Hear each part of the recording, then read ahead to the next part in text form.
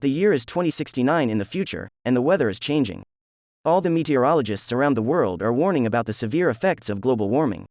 Governments joined hands to use refrigerant gas to fix the damage they had caused, but the consequences were extremely unpredictable, and the Earth soon froze to her core.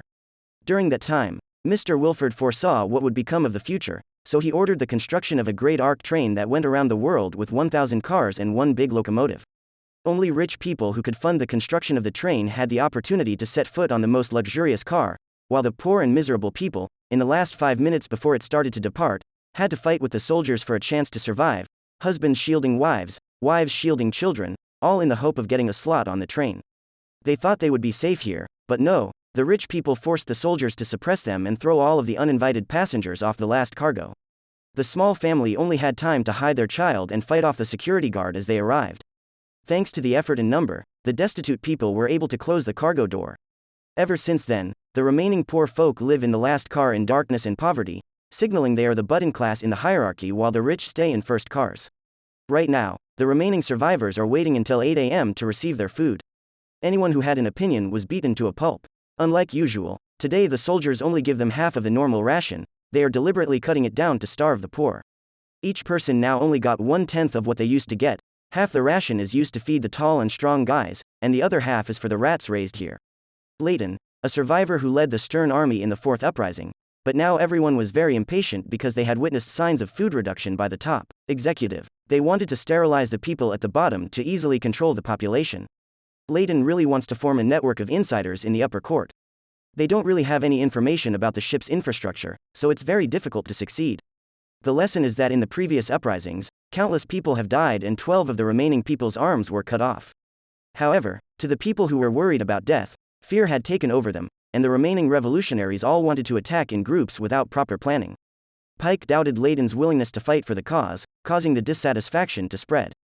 Now with their ration being cut, the people are feeling angry, but Layton asks them to remain calm as they don't know the train infrastructure. Everyone thinks Layton may have wrong plans, but his dedication and care for everyone has never changed.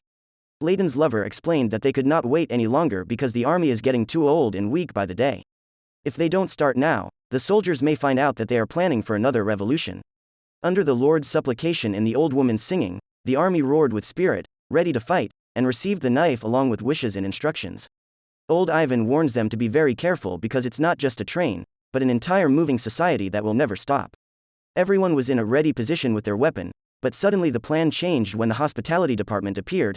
This is unusual as they never visited people from the last car. One of the hospitality members arrogantly announced that there was a removal request, and that person is Layton.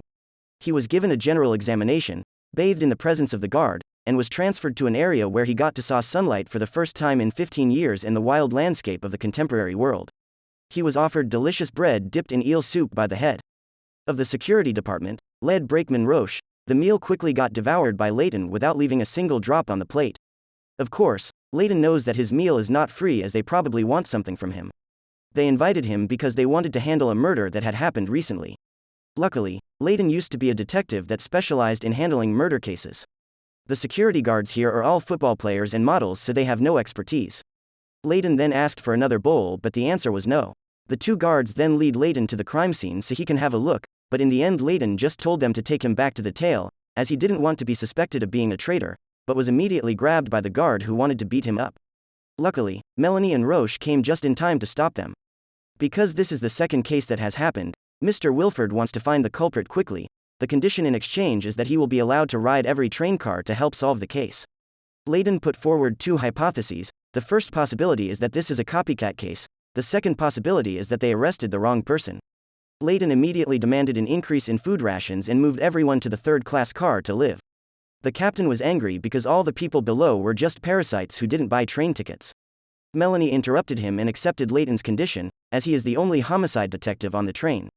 They took him to meet the perpetrator of the previous case along with the suspects of this case. The suspect in this case was someone who he had known 5 years ago. Layton says let them talk about it in private, otherwise he will stop working. Zara is his ex-wife, the one who betrayed the people at the back of the train to get into the night carriage for a better life condition. She told Layton that she had to reveal that he was a detective, that is why. Melanie knew of his identity. She blamed him for making a promise that they will survive, but in reality, when they got on board the train, life was like hell. Zara believes Leighton used his relationship with billionaires to get into the upper car, but that didn't happen. When they decided to die together along with their family, Leighton encouraged her to continue living. She didn't expect life at the back to be so miserable. She told Leighton that he didn't have any right to judge her. Meanwhile, people at the back of the train began to suspect Leighton of being a traitor. Leighton learns that this time is not just a murder case, but it is affecting the order and ecosystem that Mr. Wilford has tried to build. But Leighton also demanded more reproductive rights for those at the bottom of the train, but Melanie was not as accommodating as last time. She picked up the strawberry and gave an example of how a balanced ecosystem works. This delicious and nutritious strawberry is most afraid of fungus and worms, so to protect the strawberries, everyone here is forced to prevent worms from growing. She wanted him to stay here and work as an inspector for the train. She knew that he needed the strawberry more than the janitor needed him. On his 84th birthday, old Ivan just had one simple wish: he wanted to be alone and listen to Beethoven music. Everyone agreed to his request and went outside. He looked at the photo taken with his wife and then began to take out the rope. He committed suicide on his favorite music, ending the life of suffering. Because of this, Pike along with the others wanted to stand up for an uprising even without the leadership of Leighton. Then, Melanie announced to the entire ship that in the next 24 hours the weather would be extremely bad. When the security guard arrived, they performed a memorial performance and then swapped the bodies of old Ivan. When the two policemen approached, they were immediately defeated. It was impossible to resist hundreds of people, so they retreated and used barricades. Big Boy, who was raised as strong as a buffalo, immediately jumped over and took down the soldiers one by one. He held the door while attacking the guards who came near him. Everyone followed Big Boy forward, killing each soldier one by one. He cut off one soldier's arm and let the girl hold it up to scan the fingerprint code. As soon as the door opened, he immediately met several men that were armed to the teeth. The warning bell rang, causing Melanie to immediately appear. The commander of the security force also came to check the situation. He asked Melanie to give him 3 minutes to suppress the tailies. But Leighton told them to let him handle it, as the tailies would listen to him. The commander announced that after 3 minutes he would kill everyone in the back if Leighton failed. Leighton persuaded them to surrender and then moved to the compartment car. He convinces them to do so or else they would all die. The fat man next to him was also very panicked because he still has a wife left. He wanted his comrade to sleep in the compartment car so that when the uprising started, Leighton would need their help. Pike has no option but to agree. In just the first episode, they had already lost a lot of members. The commander even asked for another 6 heads from the tailies for his dead boy. To solve the matter, Leighton agreed to solve the case. Melanie accepted the terms. The manager came to the locomotive area and began to change clothes, but behind the appearance of a smart receptionist was a genius mind. Who would have thought that the manager was also the owner of the locomotive and that there is no Mr. Wilford to be found? The punishment was announced. The person who sacrificed an arm to set an example for the people at the back of the train was the girl who opened the gate. They charged her with the murder of 6 soldiers. That may sound ridiculous, but in the harsh world that this people are living in, for Wilford Gang, there will be no immunity rules for all ages. Ruth, one of Melanie's co-workers, announces that the little girl Wynne will be punished for participating in the rebellion. But her mother Suzanne stood up and reasoned that she was a mother who had not fulfilled her duty to prevent her child from joining the rebels. Ruth agrees for her to take her daughter's place. Looking at guards clutching their hands and rubbing cold water on Suzanne's arms, the tallies there looked at the top with pure resentment without making a sound. Even though they were scared, their mouths were always mumbling, it's okay, trying to comfort each other. Suzanne's arm, under the cold of minus 10,000 degrees Celsius outside, were quickly frozen. When they pulled it in, it was just a cold block of ice. The guard then smashed her arm into pieces as punishment. The other 3 men who led the rebellion were also sentenced to sleep indefinitely in the closet. Before going to sleep, Pike told Leighton to keep his promises. It has been 7 years since the train departed, and already, it has gone through all sorts of troubles. One of the engineers, Javi, asked Melanie's to reduce the train speed by 12% to prevent avalanches ahead. But now there's a riot in the bottom carriage, so she can't let the power go out. The train running at this speed is the only way for electricity to continue to be generated. Leighton started a new day with the goal of hunting for as much information as possible. It was easy to understand why he was hated by the security forces, as the tailies had killed many of their boys. But Leighton then argues that they have killed 14 people from their side as well. The nobles in the first-class cabin at this time heard about the rebellion from the tail. They condemned the riot that left 6 people dead in the security forces while the security forces already had very few people. The rich family are condemning Melanie's for letting a tallies work on the murder investigation. But Melanie assured them that, with 25 years of experience in the profession, Leighton could help her crack the investigation. Immediately the rich daughter mocked her mother that she is not a very good lawyer. Ruth took the opportunity to pour coffee to clear the deadlocked atmosphere. Layden and Bess then went to investigate a man eating beef noodle, asking about what happened that day when he found the dead body. Layden tried to ask about how to move between cars and what the security was like, but Bess told the old man not to answer. The two left the bowl of beef noodles unfinished, then head to the night car. This is where Layden's wife, Zareth, work. They invited him a glass of wine as a meeting gift and then convinced the Bess to let him experience Nikki's work.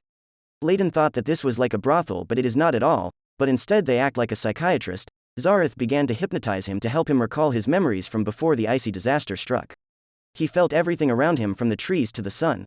The first scene he thought of was when he met Zareth, the kisses and the time he proposed her in bed with 2 donuts. Emotions began to sublimate. They remembered the feeling of being entangled in the past, both grabbed each other and exchanged hormone with each other. Layden promised Zareth that he won't let her be accused of murder, but he still have responsibility for the tale. That's also why Layden refuses to stay up car. They were about to send another message of love, but Bess knocked on the door and called for an autopsy. Unfortunately, Bess isn't much a detective, but luckily, Layden, with his own experience, was able to easily read all the methods and tools used to commit the crime.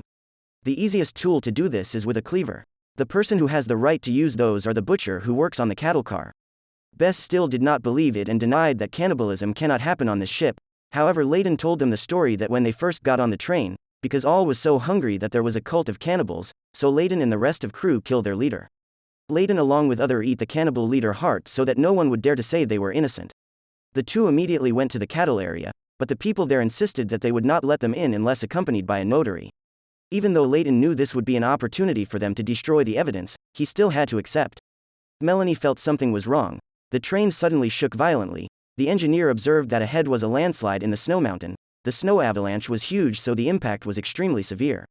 Suddenly, the cows panicked and rammed into the young man who was holding a knife and stabbed straight into the glass door, causing a hole in the cattle compartment. The cold air rushed in and froze everything inside. After some convincing, Layden and Bess are allowed to check the cold storage. He checked carefully and discovered an air outlet full of blood. While Bess was trying to open it, Layden took the chance to take a pinlock. It wasn't too surprising that inside was exactly what they were looking for. Melanie with engineer Ben personally went down to check the cattle compartment. In order to fix the window while traveling on the mountain, it is necessary to reduce the speed as much as possible. Breachman Boskovic suggests they should reduce the train speed by 25%, but that way, it is impossible to maintain the power flowing. The intention was to reduce it to 12% and always turn off the electricity in the last cars. In order to exchange for some painkillers for Suzanne, who just lost her arm, her son Patterson had to give one of the security guard, Osweiler, a blowjob. The hole in the train compartment caused a resource crisis. The water shortage from the agricultural carriage could not be overcome, so Melanie had to change policy of allowing water for third and second class for 15 minutes a day. During then, the tail will have to use what they got left. However, Melanie are allowing some tails to have higher citizenship by offering scholarship, as the future of the train lies in talented children. The manager read out a list of 3 names, including the boy named Miles and Miles, who were brought to the upper car to be educated. Angry Bess quickly called the captain to inform him of the situation. Turns out, all this time they were eating human flesh.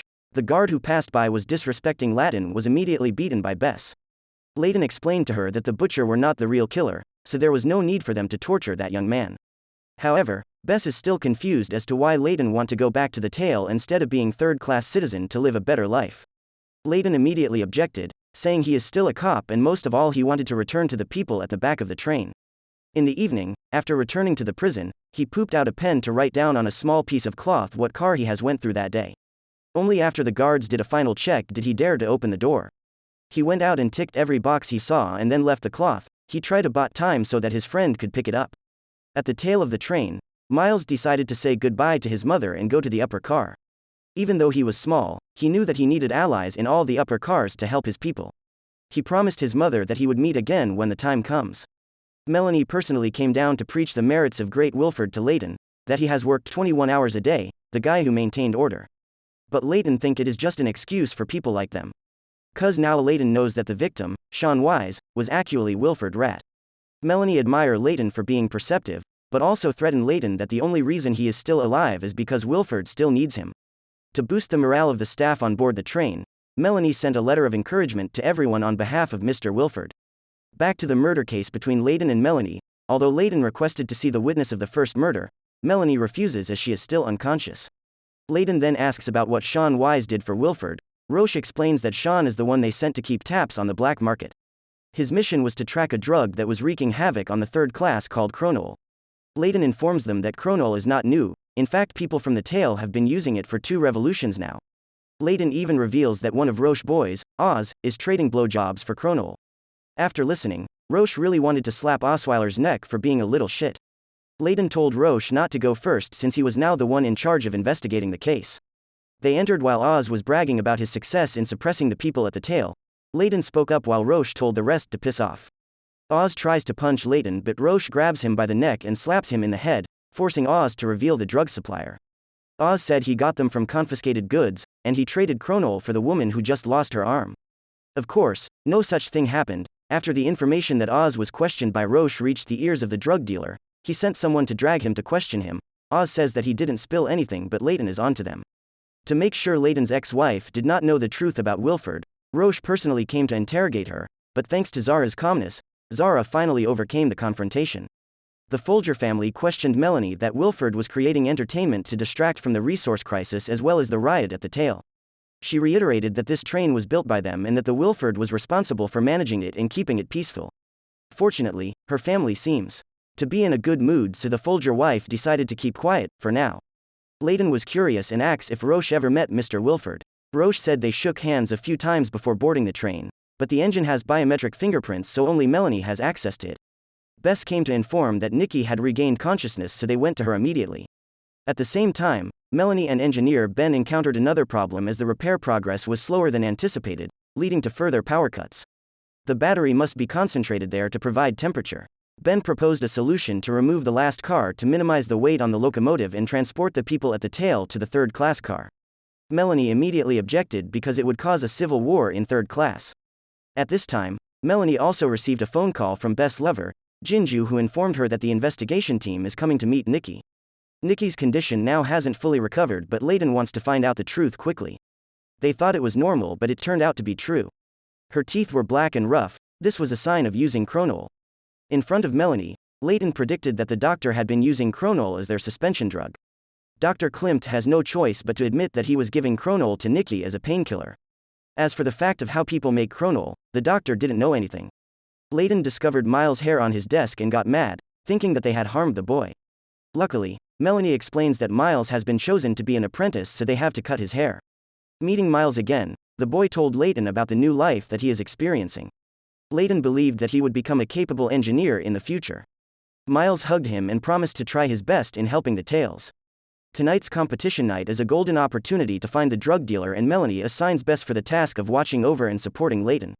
They noticed the janitors in the crowd but couldn't figure out who the dealer was. Layton suggested to Bess of letting him go get more information from his ex-wife while she stays and watches over the suspect group. Zara told him that the chief janitor, Terrence, was the leader of the drug trade. Zara returned Layton his ring that he gave her when she left the tail. Layton said that he still loved her very much and wanted to stay here with her, but the people at the back of the train really needed him. Zara understood that, so she was ready to wait for him to return. She asked for a meeting between Layton and the janitor, but then he only sent Oz, making Layton a little bit disappointed. Layton threatened Oz that he and Roche are getting pretty close, so he watched out. But then Nikki suddenly begins to leave her bed and heads to the night car. While Bess was busy escorting Nikki to the hospital room, Layton followed the janitor second in command to meet with the chief. He introduced himself as Terrence.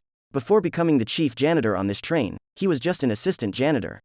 Terrence was a bit pissed because when Layton solved the case, it reduced his business opportunity to prosper, but what he really cared about was how much Wilford knew about this case. Layton said that as long as he found the person who killed Sean, maybe Terrence's business could definitely be over. Terrence revealed that he had seen Sean deal with a man in his 30s in the first class on the night he died. Layton then gave Terrence his ring in exchange for another small favor. Having obtained valuable information, Layton wants to exchange it for the opportunity to meet Josie, Miles' mother. Melanie has no choice but to agree with Layton. He told Josie about how happily Miles had lived, about the good life he is receiving. Layton apologized to Josie for making her worry, and then they traded hormones to each other. Out of time, Melanie told the guard to drag Layton out and pressed him against the wall for questioning. At this time, in the hospital car, the person they suspected appeared. It is the Folger bodyguard. Using the dark environment, he took care of both the guard and the doctor there. At the end, we see Josie spit out a key access that Layton gave her, signaling there may be a chance for their revolution to success. After hearing the news that Nikki had died, Layton immediately blamed Melanie for not taking the time to resolve the matter quickly. Fortunately, because of that night fight club, all the boundary doors to the upper carriages were closed. Layton knew that the suspect is first class, so he is definitely still in third class, so Melanie sent people to search for the suspect. Besides that, Layton also asked to search the first-class carriage for more information. During this time, the tailies discovered that the chip Layton gave them can access first class, which can give them more freedom to go to any train compartment they want. Josie remembered that she had a younger sister who had been working in third class for some time now. Thanks to the chip, they were able to sneak out and ask her to contact Layton. The janitor, John, wanted to bravely take the risk this time, but unfortunately his weak health did not allow it, so Josie encouraged to be brave. Josie, after making up a story saying that her friend is sick, so she successfully fooled the guard. She had to go through a full body code scan and then take a cold shower before entering the restroom. On the way to the first-class car, Layton saw countless famous paintings hanging on the wall. He was angry that the rich had ruined their lives and freely enjoyed the quintessence of art while people from the tail are starving. Melanie then told Layton about her childhood of growing up in a dirt farm in Pennsylvania, so she does know a thing or two about classes. Layton's mission is to find the serial killer, and Melanie will support him as best as she can. Layton walked in confidently and declared that he did not care who these rich folk were. Anyone who opposed would have the opportunity to visit the drawer. He asked the Folger where their bodyguards were, but Ruth still deliberately tried to pretend that she had forgotten. The Folger daughter, LJ, started to speak up, saying that Eric hadn't returned last night and that he also had a gun with him. Layton therefore wanted to check the Eric room, but the Folger family did not want to let people from the back of the train set foot in the first-class carriage. She was confident in her own power and asked Melanie to contact Mr. Wilford about the situation. Melanie calmly called and acted out the conversation with Ben. Her demeanor and reputable voice made her sound quiet and gentle. The Folger family now has no choice but to let Layton search their room. Taking advantage of the cleaning team's 30-minute break, Josie, with the support of her two teammates, changed into pajamas and sneaked to the food compartment. Layton searched every corner of Eric's room. He learned that the guy was a Marine, then went private and was very close to LJ. The most important thing is the J-hook in Eric compartment. It almost looks like a small machete. LJ explained that she had picked it up in the hallway during the honeycomb incident 3 years ago. The Folger family started making a fuss demanding her daughter's freedom, so Ruth brought the two parents to another room to ease the tension. After many hardships, Josie got to meet her dear sister. Before the majestic view outside, Josie felt like she was alive again. She asked her younger sister to help them contact Layton. Of course, Josie knows that her sister has only been in third class for some time, so she is scared of helping the tailies, but Josie encourages her to believe in the cause. Now she is like their last hope. With only 2 minutes left until the break ended, Josie went back to see her beloved son in front of her, but she still had to pretend then pass by as if she never saw anything. Luckily, she was able to escape the guards. She entered the dressing room just in time for the guard to enter. The communication mission was a complete success. Bess and Oz finally found Eric's hiding place. He changed his suit into civilian clothes and escaped. With his quick speed and sturdy body, he easily hid inside the crowd. Layton on this side is trying to extract more information from LJ. I swear to you, there is something wrong with this girl. Looking at this J-hook and LJ attitude towards Eric, it's easy to guess that Eric is not the murderer. This was an act of revenge by a jealous woman. Layton did not hesitate to guess that LJ was the one behind everything. Hearing these words, the little girl stopped dancing, her eyes changed. Eric discovered that the scientist, Jinju, had entered a hut, so he sneaked in and took her hostage. At the same time, the guard Captain Gray appeared, causing him to panic. Eric knocked out the old man next to him and threatened the security. The guard saw him taking a prisoner, so they didn't dare to charge him. He fired a warning shot, then quickly ran with Jinju. Bess tried very hard but could not catch up. Eric led the scientist down to the auxiliary car and continued to fire, slowing the security guard. Captain Gray gathered all the guards to cover their two sides. The scientist asked Eric to stop before the guards arrived. He was asked to put down his weapon but was unsuccessful. Eric knew he was at his end, so the guy shot the electrical outlet in front of him. Even though he was a strong private soldier, he was able to defeat 2 guards, but when he was hit by a guards from behind, Eric immediately collapsed. They continuously chopped him like lemon. Captain Roche then announces to Melanie the news that the murderer is now dead. After learning of the death of her close bodyguard, LJ acted out a scene pretending to cry in pity, while smiling at Layton. Layton signaled Melanie with an eye kick. She quickly understood and went out to call the police, and Layton declared that Eric was just a dog listening to his master. The person behind all this was actually LJ. She got mad and grabbed the J-hook, trying to attack Layton. But Layton easily avoided all of her attacks. Then the guard and Layton successfully control LJ. Everything has ended well. On behalf of Wilford, Melanie wanted to invite Layton for a drink. With his intelligence and sharp judgment, he explained why she was always in charge of things. Most work including administering justice. It's been a long time since Layton has been in an ocean tank, most especially since it was inside a snow-piercing ship moving at extremely high speed. The two of them enjoyed a glass of sake together under the romantic lights. She asked him about the Wilford's biggest secret thought. Layton knew that it would be unwise to answer as he thought, so he made a request to return to the tale. Melanie refused the offer because he knew too many things now. Even though he carefully waited for Melanie to drink before taking it, he was still caught in the trap. Layton fainted and was then transferred to the drawer. In the drawer, Melanie did not want the doctor to leak any details about this nor let him suffer any damage. Over here, Josie and her teammates found a letter sent by his sister. Unfortunately, it reported the bad news that Layton had gone missing. Now, in the drawer, Layton recalled his old past, the scene of the people at the tail begging and holding on to him to help them. However, the little girl LJ in the iron cage did not show any remorse for the 3 lives that had passed away at all. She was depressed and said that she had nothing to do with it, so she began to tease the captain, with a snobbish attitude, as the family is rich and powerful. Melanie announced that LJ will be tried this afternoon with the presence of the nobles in the first and second carriages. Roche, however, feels that this will cause a rebellion from the third-class carriage. But the Folger are confident that first and second class will release LJ. The little girl, under her parents' pampering, still calmly played games as if nothing had ever happened, and her father even gave her his fake eye for LJ to play with.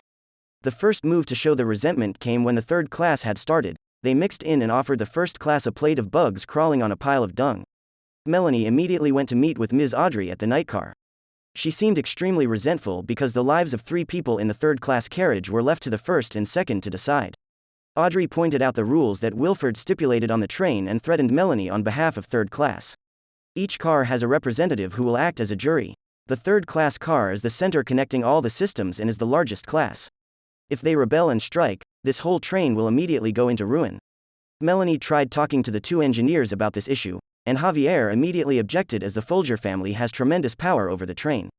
If allowing third class to have a vote would mess up the whole system. Melanie wanted to meet Ben alone for a moment. Of course, it is probably about an extremely serious matter, so the 2 rushed into the room and embraced each other passionately. This is also a way for Melanie to feel motivated to fight the upcoming troubles. She lay down on Ben and started thinking about considering allowing the third class to have a vote. Melanie announced to the entire train that 1 person from each class would be randomly selected to participate in the judging panel. In the first class it would be a noblewoman, in the second class it would be an elementary school teacher, and in the third class it is the papermaker.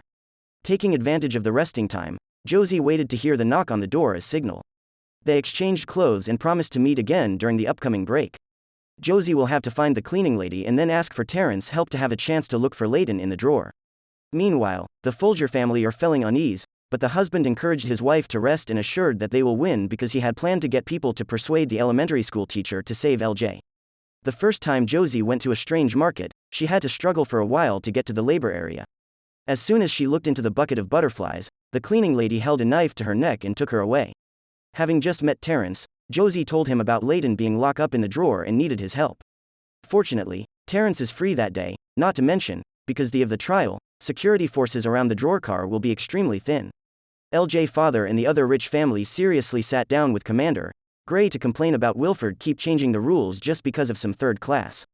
Complain. Commander Gray say that his duty was to only enforcing the law, not make them. In short, they wanted to get rid of Melanie away immediately. After hearing the whole story, the gray-haired man came to inform Melanie of this. Now she was in a dilemma when she had to confront the whole rich family, with 2 hostile forces against her. The trial was broadcast live with audio for everyone in the train to listen. The captain gave evidence that he had found the 2 victims' precious penises hidden in a jewelry box, in addition to other many charges. LJ, with her innocent little face, almost got away. 7 years have passed and Audrey has turned Wilford Brothel into a place to heal the soul. She hopes that the people on trial here will let the whole train know that justice is not just for the rich. The people began to enthusiastically support Audrey's strong words, forcing the trial to stop for 30 minutes. The janitor, after taking the doctor's hard drive, successfully opened the door of the drawer. Terrence and his teammates rushed to get the necessary items and threw Josie a key. They left immediately after that without helping Josie find Layton. The head janitor warned her to hurry up and not get caught. Melanie met Ms. Folger and warned her not to try to do sneaky things behind her back. She told her the secret story of the Folger family. When LJ was 7 years old, she gouged out her father's eyes out with a fork. Even though he was in pain and blood was pouring out, he still hugged LJ in and comforted her. Melanie heard this and was a little confused about how crazy that kid was. LJ started her defense with quite shocking news. She said she fell in love with Eric, so he forced her to do evil and disgusting things. However, that was not all. LJ also turned the game around by announcing Sean Wise was Wilford Rat. Before leaving, he said that shadows and lies were taking all over the train. This beautiful, 400 secrets will probably shake the whole ship. LJ looked at Melanie to threaten her, but the girl said Sean refused to reveal anything. Josie at this time, after so many times opening up many drawer, finally found Layton. Melanie and the scientist now seemed to be sitting on fire. She decided to send a secret message to the locomotive compartment, which Javi was extremely disappointed after reading. He blamed Melanie for doing all of this, and also blamed Ben for banging with her. After Josie cut all the wires connected to the transmission chamber, Layton's body began to convulse. At that moment, Bess and Oz heard a loud noise and immediately went inside. They discovered that there was a drawer left open a little. Josie tried to stay inside to keep Layton from convulsing. Oz pulled the door open and discovered that Josie and decided to beat her. Bess couldn't stop him, so she immediately hit him in the back of his head. At this time in the trial, the jury also reached a final consensus. They decided LJ was guilty based on the verdict of the third-class people, and the panic soon came from LJ family. The two engineers hesitated for a while and still agreed with Melanie's decision, even though Javi wanted to let it happen naturally. Ruth then read aloud the message from Mr. Wilford, considering that the defendant was still young, so her sentence was removed. This information caused a wave of outrage from all third-class people, and the security forces had to try their best to suppress the violence. Because Bess knew who Layton was, she decided to help take him to his Zara room. Josie told Zara to take care of Layton, then quickly returned to the compartment. Melanie questioned LJ about the truth she heard, but this kid is extremely dangerous. She said that Wilford had looked after her, so he will look after him as well to Melanie. In the end, Melanie has no choice but to let the little shit go home with her daddy. After the trial, the third-class people started a strike war. The information was transmitted to Melanie's ears soon after.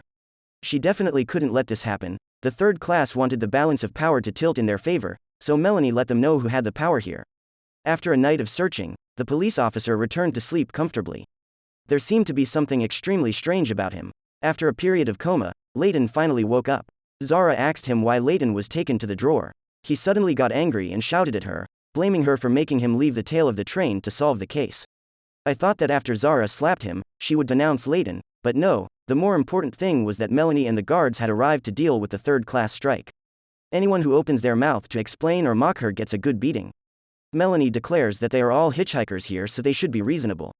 Their work is their ticket to survive in this third-class carriage. If this continues, 10 random people will be chosen and sent to the tail of the train. Melanie say that there are 400 people down there who are willing to kill each other to have a life like theirs now. After hearing that, they suddenly became silent. They have the right to live and no one wants to lose it, including Audrey. After arranging the people, time, and location, Josie quickly came to pick up Layton. After knowing he was missing, the first place they looked for will be Zara's room. In case of anything goes wrong, Layton told Josie the truth about Wilford and told her not to tell anyone, including the people at the tail. Wilford is just an illusion of power that isn't real. Melanie is the one behind it all. Dr. Pelton had no choice but to Layton and Josie that there are 11 other drawers, arranged everywhere in the second-class carriage. This place is no different from a miniature North Korea. People who have not been convicted of a crime have been taken away as guinea pigs. The bastard Oz, after being hit in the head, now wants Bess to do his bidding.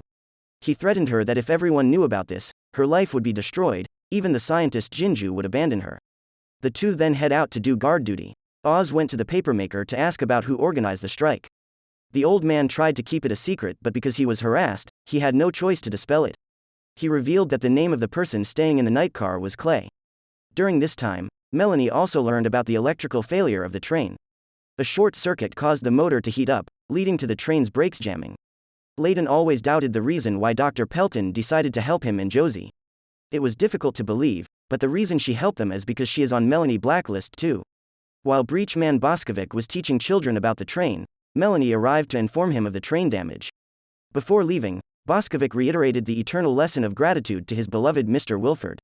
Layton heard Melanie's voice and suddenly became angry and lost control. He sneaked out with the chip and knife. He quickly ran upstairs, leaving Josie behind. Still filled with black blood and not fully recovered, but Layton still wants to use this opportunity to get back at Melanie's. Based on the train speakers, he knew that Melanie would definitely go down to fix the train machinery. Layton controlled Melanie and sent his regard to Wilford for the first time, or should he say Melanie as Wilford. Because the chain was too weak, the Breachman team are having trouble lifting the machinery. However, there was a shock that damaged the hydraulic parts, causing the ship to shake violently, even hitting one of the Breachmen. The emergency system was activated to ensure the temperature was at a safe level. Melanie explained to Layton that the drawer was a lifesaver project that protect 400 people with 400 different skills needed to survive the long hibernation after they leave the train, to give the world a fighting chance. Melanie begged Layton to let her go, let her rescue the train and the 3,000 lives on board. He listlessly dropped the knife, perhaps Layton willing to look the other way this time. By the time Melanie appeared, the train had fallen into an emergency, the engine had broken its connecting lines. Everyone on the train knew that this was most likely the end of the world for them, each holding hands as they were scared. Many of them revealed their weakest parts about themselves. Melanie asked to slow down as much as possible because the train was about to reach the canyon, and the curve would definitely derail the train. She put on thermal protective clothing, then quickly climbed down below to connect the hydraulic lines. Ben wanted to go instead because the risk was too great, but Melanie is confident as she is the one that built it. Even though Ruth was in a panic, she remembered Wilford's advice that the service department must always stay calm in all situations to keep the train safe. She took a breath and continued to encourage everyone to be strong. Everyone, please hug each other and believe that the eternal engines will prevail. Although Melanie tried very hard, her arm could not reach the connecting pipe. She carefully tied her leg to take advantage of the train speed to reach for the pipe. Ben announced that the remaining time was only 80 seconds. The two engineers started to panic. They encouraged Melanie that she can definitely do it, just a little more. Very quickly the train arrived at the canyon. The wheels created a terrible friction that sparked fire, with the last 60 seconds deciding the life or death of the entire train. Melanie used all her strength to reach out and catch the pipe. The second hydraulic plug is plugged into the drive. The hydraulics finally worked again. The ship returned to a completely normal state. Everyone was saved. They had just experienced life and death together. The engineer pulled Melanie up in the train again back on track. They held a big party in the night car to honor the engineers and Breachman who risked their life to save everyone. While honoring Wilford, engineer Ben looked attentively at Melanie. He wanted everyone to thank Wilford, who they should have been very familiar with and had met countless times. But in reality Wilford was now right before their eyes this whole time. The doctor took Layton to her room for temporary shelter. She left the two of them behind and carefully reminded her to lock the door. Josie blamed Layton for leaving her sister Astrid, who is still at the back of the train, but Layton quickly locked her lips with her and the two exchanges hormone to each other. Thanks to her intelligence and hard work, Miles has passed Melanie's test. Under Wilford's instructions, Melanie's gave Mai a measuring tape and promoted him to be a new engineer working at the engines. In the engine room, Javi fears that Layton will reveal to the entire train that Mr. Wilford doesn't exist, and thus suggests coming clean to the passengers about it only being the three of them. Bennett is against the idea, as is Melanie, with the former remarking that they'd have their heads in the port in no time, and the latter remarking that Layton won't spill her secret, rather garner and figure out a way to use it against her. She tells Javi it is his turn to drive the train, and leaves to make an announcement to the train. During the announcement, she tells of a fatality during the emergency a day prior in which one of their engineers was killed.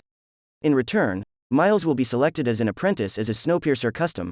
Ruth overhears this and airs her concern that Melanie is pushing Miles too quickly. Layton and Josie awaken in Pelton's room and overhear the announcement. Josie is immediately concerned and, despite Layton's reluctance, Josie is insistent on making contact with Miles. Layton explains that it is too dangerous in a trap, but jokes that they finally got a tailie in the engine room. Josie draws parallels of getting ready for work pre-freeze, and the two joke about the access chip. Melanie and Jinju talk with Klimt, who reveals that Layton has been missing from the drawers since the night of the fight. He also reveals that numerous bags of the suspension drug, which can be chemically altered to produce chronol, have been stolen from medical. Melanie realizes that Terrence must somehow be connected and pulls him in for questioning. Terrence is reluctant to reveal anything, but when threatened with the prospect of losing his arm, he reveals that he met Layton once and gave details of the Sean Wise murder. When Melanie rebukes him, citing that the information wouldn't even save a finger, Terrence offers to get close to Layton and bring him in when he surfaces. Miles' class celebrate his new status as engineer, and as a gift, he is given an orange. Moments later, Bennett talks with him and Miles expresses discomfort, but Bennett tells him it's normal to feel distanced from other people. Seconds later, Miles begins vomiting, causing the entire carriage to put on masks and escort Miles, along with Bennett, to the clinic. Ruth passes Commander Gray in the walkway of one of the carriages and he thanks her for her announcement during the crisis, citing that it warmed a lot of hearts and comforted numerous passengers.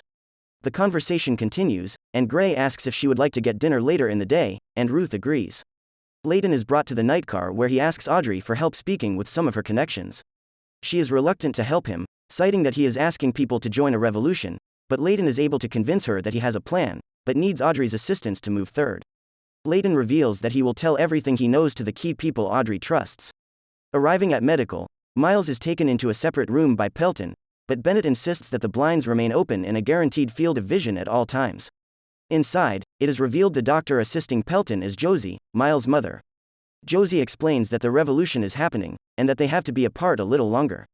She whispers something in his ear, but is forced to leave when Bennett gets suspicious and enters the cart. Ruth arrives on her date with Gray and seems visibly nervous, so much so that Gray picks up on the atmosphere and asks if she is alright. The two talk about how Ruth came to work on Snowpiercer. She explains her origins about meeting Mr. Wilford and her employment. Ruth questions why Gray has waited so long after his wife's death to start dating, but he is unable to answer as Lila and Robert enter the room. It is revealed to be a setup in an effort to get an audience with Ruth. Peter explains that the passengers believe Melanie has too much power with Mr. Wilford and, therefore, they would like to replace Melanie with Ruth. Ruth is disgusted that the three would consider such a thing, but Gray tries to convince her anyway. Melanie tosses Zara's chambers, revealing that she knows she aided Layton, and would like to know who helped him escape the drawers. Melanie, armed with the knowledge, heads to the tail and takes Josie prisoner. She brings Josie to the hospitality office and dismisses Till, who is worried that Josie will rat her out. Melanie questions Layton's location, but Josie is reluctant to reveal any information. Josie reveals that she is aware there is no Wilford, therefore she knows Melanie will not let her go no matter the promises. Melanie explains that she did not engineer Snowpiercer, but inherited someone else's creation. 1. Melanie realizes that nothing she does will ever make Josie talk and, in return, Melanie freezes and shatters one of her fingers.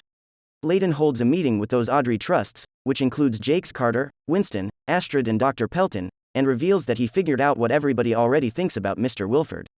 He further asks for their support in storming the train, and offers the 400 tailies to the cause. People, however, are reluctant to believe him. Terrence is brought into the meeting and reveals the deal he made with Cavill, but remarks that he won't play favorites and is therefore out of the deal, much to Layton's surprise. Till tells the jackboots to chip her into the hospitality office where she can check on Josie. She asks what she can do, but Josie tells her there is nothing to be done as Melanie will be back. Till has a hard time coming to grips with what she did, and her new position and trust the Tail has instilled in her. She remarks that she is still a brakeman and still has a duty to the train. Till remarks again that she is lost for ideas, but Josie implores her to get a message to Layton, and reveal that Zara betrayed them but she made contact with Miles who is ready for the revolution. Before she departs, the two share a look of solace, and Josie asks Till to do one last thing for her. Melanie arrives moments later but is confronted by Ruth, who wants to make her aware of the revolution growing in first. Melanie dismisses her rudely and this causes Ruth to reconsider Lila Folger's offer. When Melanie enters the room, she finds Josie's arm completely frozen. Josie forcefully shatters her own arm and, now free from the cuffs, fights with Melanie. She manages to get the upper hand and the vent to the outside is broken, allowing freezing cold air to enter. Melanie is able to get the upper hand and leave the office, closing the door behind her and watching as Josie freezes to death. She tells Gray, who arrives moments later angry that Melanie conducted an interrogation without him, to take Josie to compost. Till arrives in the night car but struggles to tell him of Josie's death. The only words she is able to utter are, Josie, and Layton quickly realizes what has happened. Meanwhile, Miles is brought to Melanie, who tells him once he passes through the door, there is no turning back and he must make sacrifices. In the night car, LJ is pulled into one of the carts for her experience, but is surprised to find Layton waiting for her. She looks worried, but Layton offers her something she cannot resist. The most expensive secret on the train, Mr. Wilford's identity, or lack thereof. Miles enters the engine room and begins flashing the lights as a clear indication to LJ Folger, who watches from her carriage, that their plan is in motion. LJ arrives at the engine room and Miles grants her access, where she is able to witness Javi driving the train. Despite Miles' warnings, LJ approaches Javi, but finds herself unable to hurt him. They enter the bedroom and Miles explains that what Layton said is true, Cavill is the real face of Snowpiercer. In third, Layton, Audrey, Bess and the others plan for the revolution. They plan to hit them on third where they know the territory. Bess explains that she cannot presume to know which side the brakeman will choose, but nonetheless, Layton explains that there will be casualties. Bess arrives in Jinju's room to ask her to stay in third that day. Bess is reluctant to reveal anything about the revolution. She warns her to stay out of third that day and leaves. Meanwhile, Ruth is again called by Nolan, Lila, and Robert who each reveal that they have a reliable source who has revealed that Wilford is not in the engine room. Ruth does not believe them, citing that Nolan himself has seen Wilford. However, he cites that he hasn't seen Nolan since they departed. Melanie is called to First where the allegations are brought against her. She tells Ruth, Nolan, and the rest of First that they are out of their minds and Wilford is in the engine room, but First are unwilling to listen and a riot breaks out between several members of Nolan's team. Nolan orders that all available units are called to First, despite Melanie exclaiming that those units are needed down the train. Keep the peace. Nolan remarks that he doesn't take orders from Melanie anymore, and orders that she be arrested. With all of Nolan's men moving up train, just as Layton predicted, the Tailies and Third enact their plan. Meanwhile, in the hospitality office where Melanie is being held, she activates a buzzer that sends an alert to the engine room, which Ruth and Nolan's men are approaching, alerting them to lock down the engine. Bennett tells Javi to lock it down, but he is reluctant and believes they should tell the truth. Despite Bennett dismissing this, Javi opens the door and allows Ruth and Nolan through.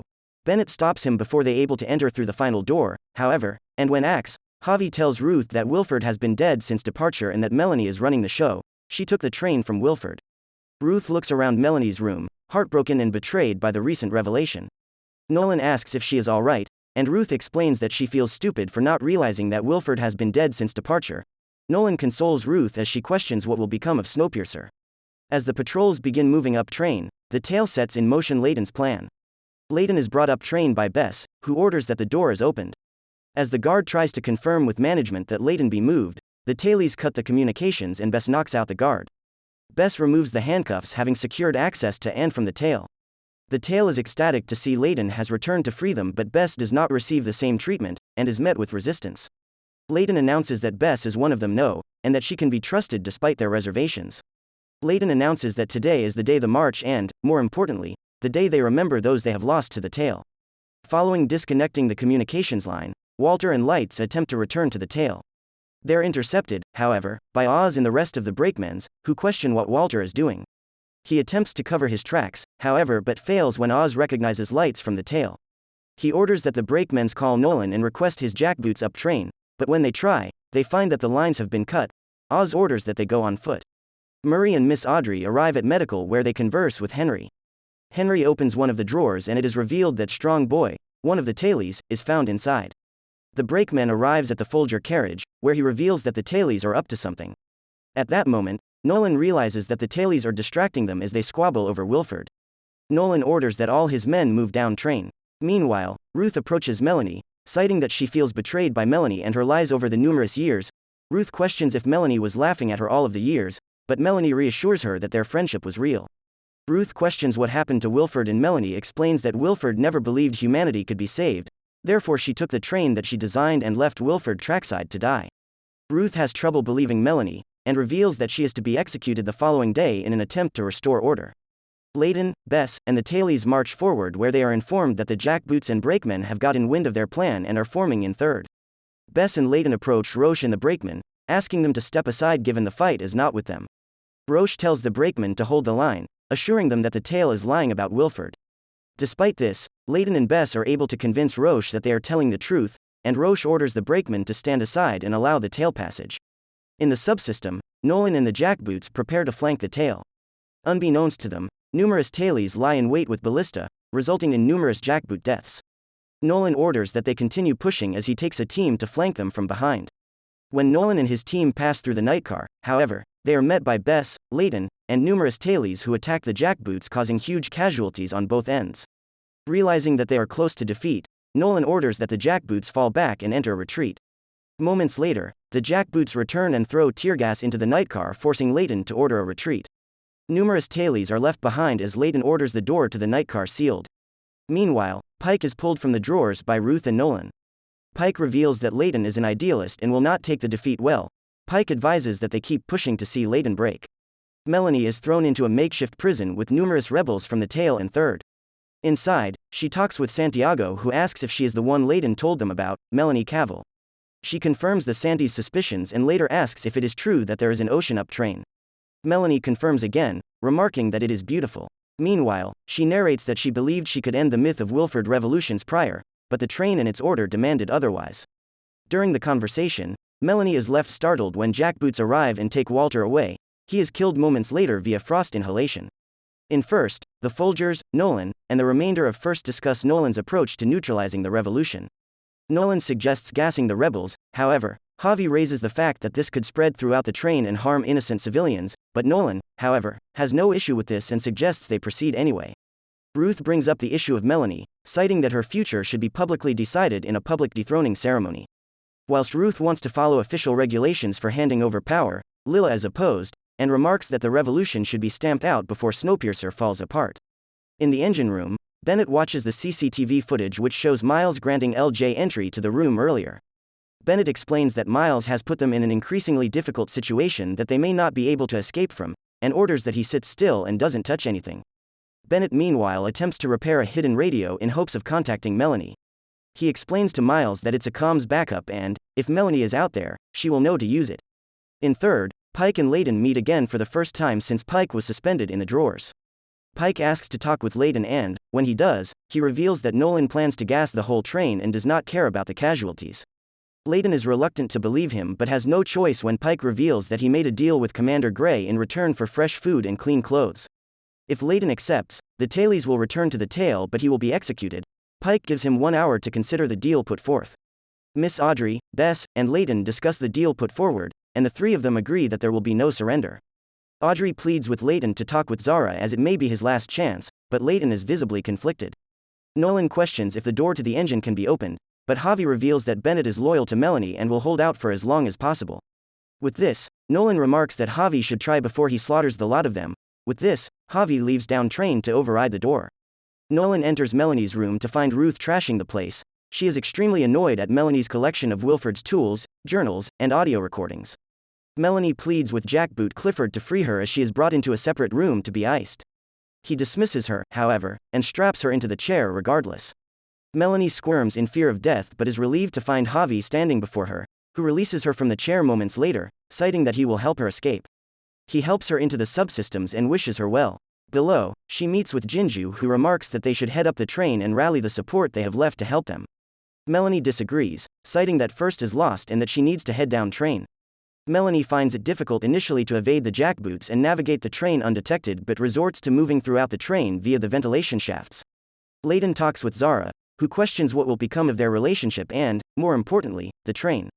Zara expresses regret about the actions she took leading up to Josie's death but expresses that she did what she had to do to keep their child safe, a revelation that shocks Layden to his core.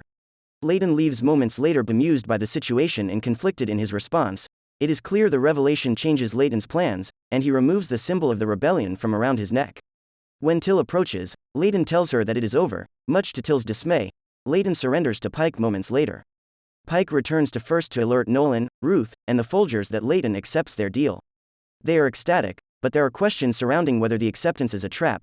Nolan assures Ruth that the gas is available should they need it.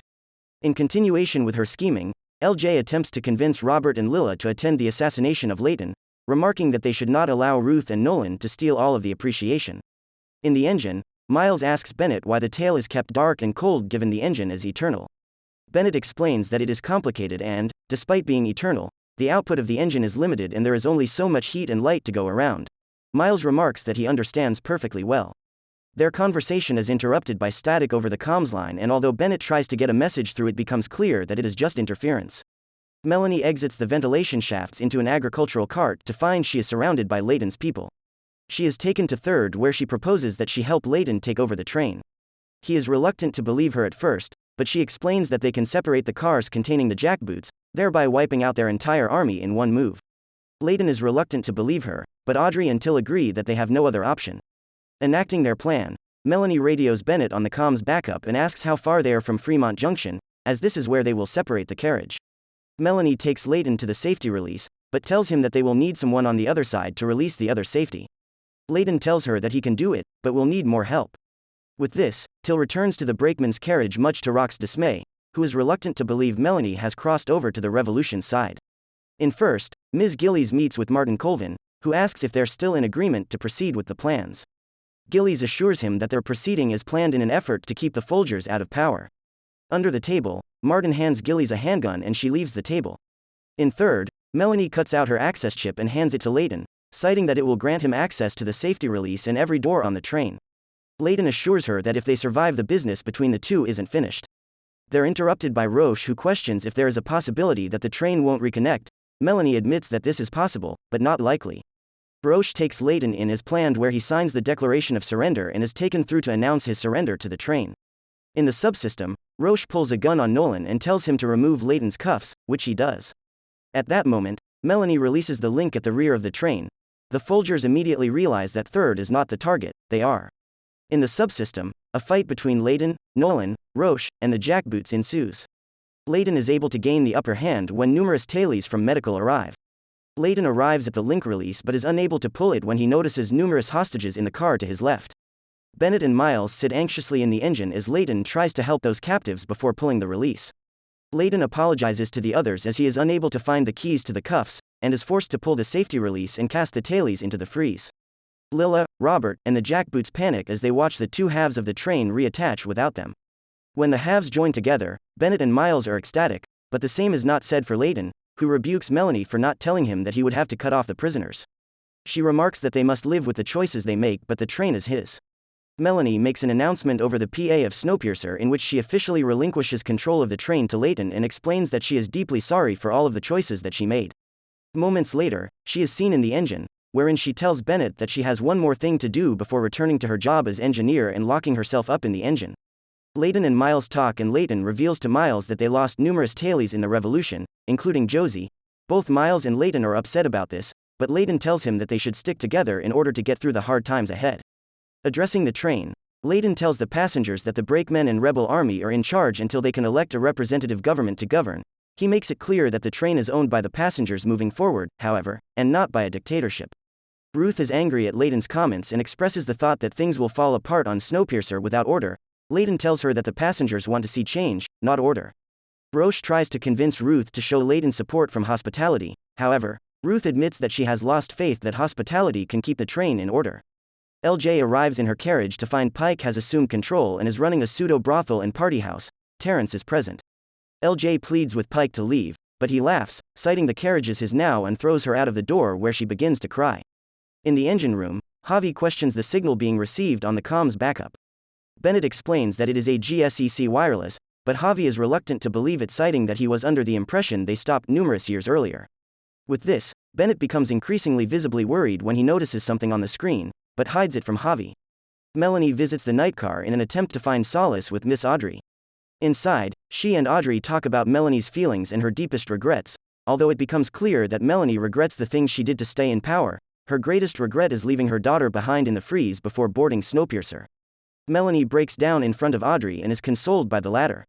Meanwhile, Roche and Bess examine the damage to the AgSec carts with Jinju. There is tension, which escalates when Bess explains that each citizen aboard Snowpiercer will be fed the same amount of calories regardless of class. This sparks an argument between Jinju and Bess, with the latter questioning why Jinju never told her about Melanie's secret. Eventually, the two agree that the train comes first regardless, and with the inclination that the two cannot be together on opposite teams, the two officially end their relationship. Melanie arrives at the hospitality office to relinquish command to Ruth. Ruth has no time for her, however, and rebukes her for abandoning 147 people and leaving them to die. Nevertheless, Melanie tries to connect with Ruth and tells her that she now realizes she was wrong about love, and it is the most important thing of all. With this, Melanie leaves for the engine.